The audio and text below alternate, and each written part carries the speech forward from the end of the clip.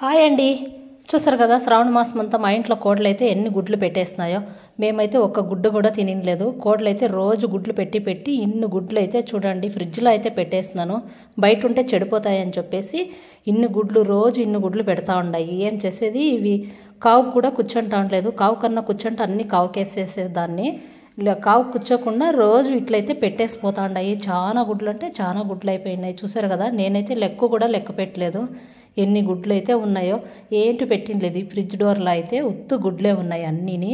చాలా గుడ్లు, అన్నీ నాటికోడి గుడ్లు, ఇవన్నీ బయట తీసుకొచ్చిండవైతే కాదు. ఇది చూడండి, పెద్ద గుడ్డ పెట్టేసింది ఒకటి. దీంట్లో అయితే 2 ఎల్లో ఉంటాయి. అట్లా గుడ్లు పెడతాయి మా కోడలు అయితే. ఇవి మా కోడలు అయితే చికెన్, బ్లాక్ చికెన్ వస్తుంది కదా, అట్లా చికెన్. ఇది మామూలుగా బయట దొరుకుతాయి కదా, అట్లా అయితే కాదు. ఈ గుడ్లకైతే మా ఆయన అయితే రోజు అనేది కావు కన్నా కూర్చోలేదు. ఈ గుడ్లు అన్నీ నిలిచిపోయినాయి. ఎన్ని గుడ్లు ఉన్నాయో, యావ చెడిపోయింటే యాడ చెడిపోవాలో తెలీదు. నెలంతా అస్సలు తినిండేదే లేదు మేము. గుడ్లు అన్నీ ఎట్లా పెట్టేస్తున్నాము చూసారు కదా.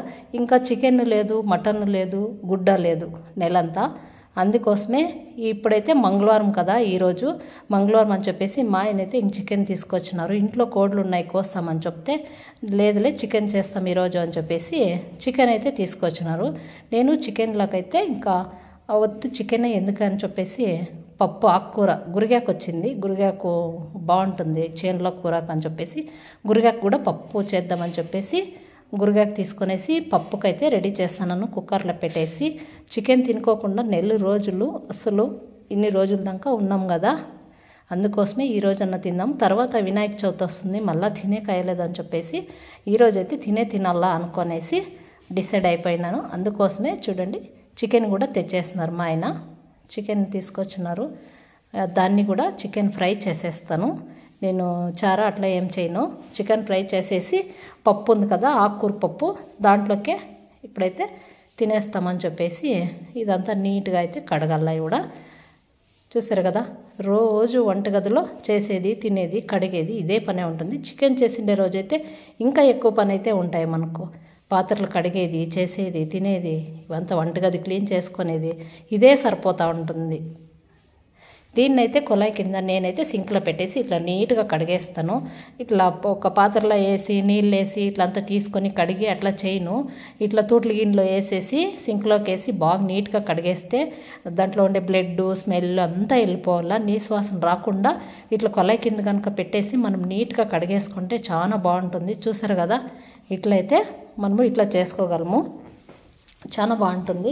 లేదంటే అంత నీశ్వాసన వస్తుంది. మనము నీళ్ళలో వేసేసి అట్లా తీసుకొనేసి అట్లా చేస్తే బాగుండదు, టేస్ట్ కూడా బాగుండదు, స్మెల్ కూడా బాగుండదు. ఇంకా ఇదైతే కడిగేసుకున్నాను కదా, బాండ్లీలోకి అయితే ఆయిల్ పెట్టేసుకొని చేసేసుకుందాం చికెన్.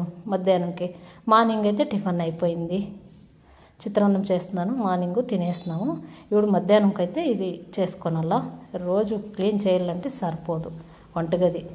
ఎంత శుభ్రం చేసినా కూడా మనకి చాలా పని అనేది ఉంటుంది. నేను చికెన్ చేస్తాను కదా, చికెన్ కూడా రెడీ అయిపోతుంది. ఒక సైడ్ అయితే పప్పు అయిపోతుంది, తొందరగా టైం కూడా అయిపోతుంది.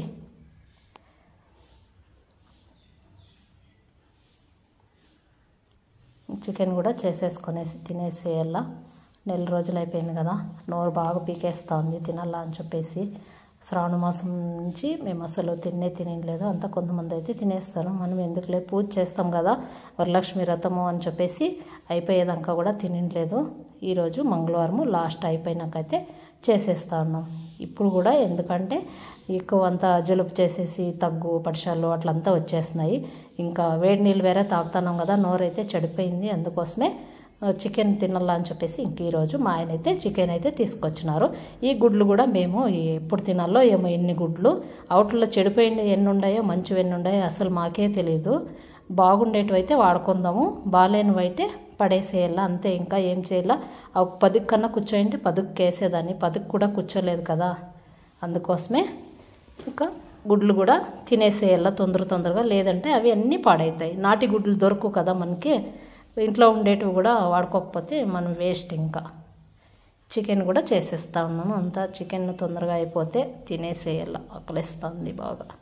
ఇది కూడా అల్లం వెల్లుల్లి పేస్టు నేనైతే స్టాక్ పెట్టుకోను, అప్పటికప్పుడే రెడీ చేసుకుంటాను. ఇట్లా చూసారు కదా, కొద్దిగా వెల్లుల్లి తీసుకుంటాను, కొద్దిగా అల్లం తీసుకుంటాను, తీసుకొనేసి ఒక గ్లాస్లో అయితే తీసుకొనేసి మనం చపాతి తిక్కే కర్ర ఉంటుంది కదా, ఆ కర్రతోనే ఇట్లంతా నేను దంచుకొనేస్తాను కొద్దిగా.